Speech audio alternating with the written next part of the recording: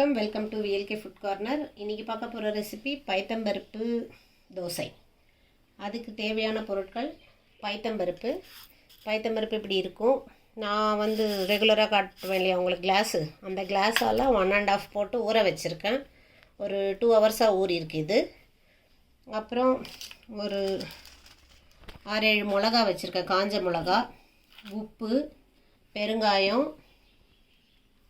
கொத்தமல்லி அலம்பி நறுக்கி வச்சுருக்கேன், கேரட் துருவி வச்சுருக்கேன், வெங்காயம் ஒரு மீடியம் சைஸ் வெங்காயத்தை நறுக்கி வச்சுருக்கேன்.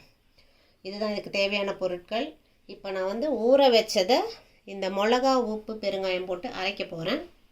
பார்க்கலாம். நான் மிக்சியில் போட்டு அரைக்க போகிறேன். இப்போ எல்லாத்தையும் போட்டுடுறேன்.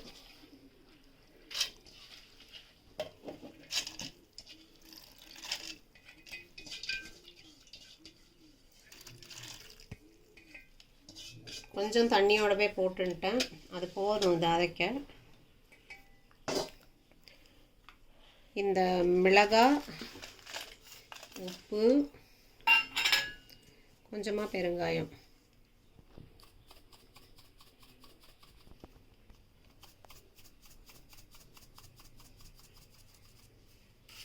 போதும். இதை இப்போ அரைச்சிட்டு உங்களுக்கு காமிக்கிறேன். அரைச்சாச்சு. இப்படி இருக்கும் அரைச்ச பிறகு. அதை நம்ம ஒரு கிண்ணத்தில் போட்டுக்கலாம்.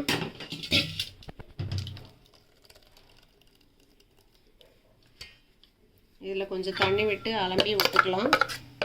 கொஞ்சமாக விட்டுக்கோங்க, ரொம்ப நீட்டாக இருந்தாலும் தோசை கொஞ்சம் கஷ்டமாக இருக்கும்.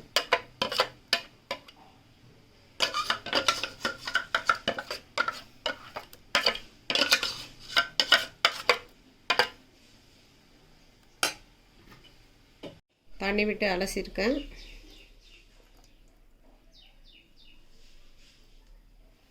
தோசை வாக்குற பதத்தை பார்த்துக்கிட்டு நம்ம வேணும்னா தண்ணி சேர்த்துக்கலாம் அதில், இல்லைன்னா இல்லை.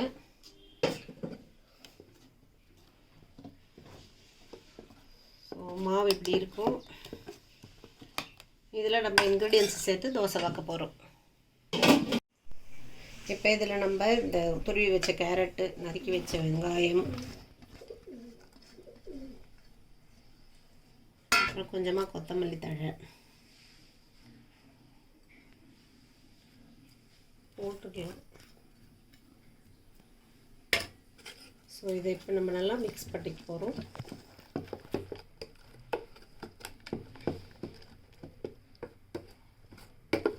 மிக்ஸ் பண்ணியாச்சு.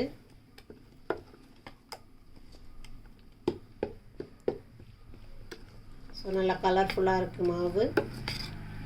இதை இப்போ தோசை விட போகிறோம். ஸோ நான் கொஞ்சமாக எண்ணெய் போட்டுக்கிறேன் கல்லில்.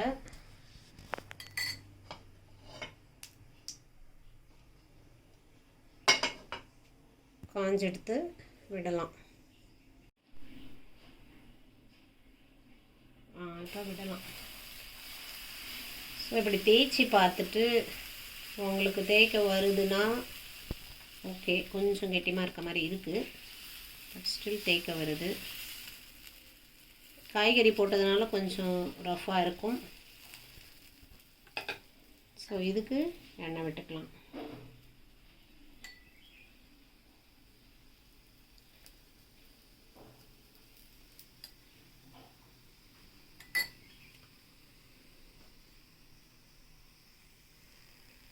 இதில் காய்கறி சேர்க்காமலும் நான் முதல்ல காமிச்ச மாவு மாதிரி அப்படியே விட்டுக்கலாம் தோசையாக. அதுக்கு சட்னி ஏதாவது தொட்டுக்கலாம். இப்படி காய்கறி சேர்த்தும் செய்யலாம். ஸோ காய்கறி சேர்த்தா கொஞ்சம் சத்துக்கள் நல்லாயிருக்கும். இது ஒரு ஹோல்சம் ஃபுட்டாக நம்ம பிரேக்ஃபாஸ்ட்டுக்கு எடுத்துக்கலாம். இது சீக்கிரம் வெந்துடும் பைத்தம்பருப்புன்றதுனால.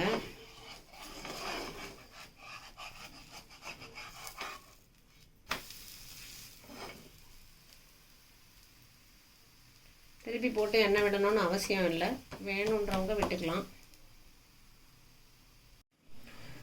மாவு கொஞ்சம் கெட்டியமாக இருக்குதுன்னு சொன்னேன், அதனால் கொஞ்சமாக நம்ம தண்ணி விட்டுக்கலாம் இதில் இருக்க. ஸோ தட் கொஞ்சம் வாக்கிறதுக்கு ஈஸியாக வரும்.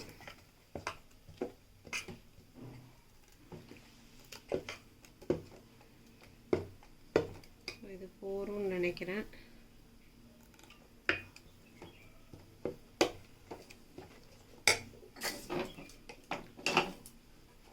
இந்த தோசை எடுத்துடலாம். வெந்து போச்சு. மசாலா பைத்தம்பருப்பு தோசை ரெடி.